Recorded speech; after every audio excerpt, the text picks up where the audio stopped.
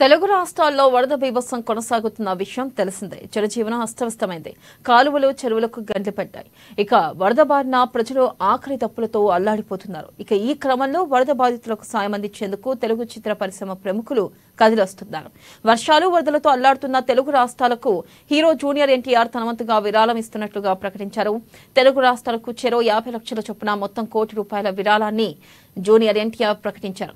తెలుగు రాష్ట్రాల్లో ఇటీవల కురిసిన భారీ వర్షాల వల్ల జరుగుతున్న వరద బీభత్సం తనకు ఎంతగానో కలిచివేసిందన్నారు తారక్.